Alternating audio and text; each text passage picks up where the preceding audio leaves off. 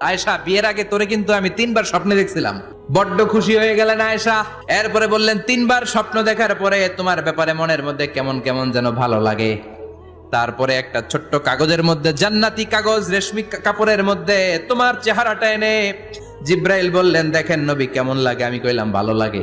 কার মেয়ে? আপনার বন্ধু আবু বকরের মেয়ে। বিয়ে করবেন নাকি? বিশ্বনবী বললেন, ও জিব্রাইল, তুমি যদি ঘটক হও, আল্লাহ যদি হয় কাজী, আমি মোহাম্মদ বিয়েতে রাজি।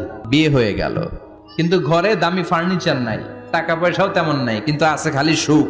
এত ভালোবাসতেন মা আয়েশাকে। মা আয়েশা গ্লাসের যেই জায়গা দিয়ে পানি খেতেন, বিশ্বনবী ওই জায়গায় মুখ লাগিয়ে পানি খেত। মা আয়েশা গোশতকে হাড্ডি ফেলে দিলে বিশ্বনবী ওই হাড্ডিটা নিয়ে চষতে শুরু করে দিত। এক বালতি থেকে পানি নিয়ে দুইজনে গোসল করত। আবার বিশ্বনবীর সাথে সাথে মাঝে মাঝে বায়না ধরতো, মাঝে মাঝে রাগও করতো। বিশ্বনবী বলেন, আয়েশা, কখন তুমি রাগ করো, কখন তুমি আমারে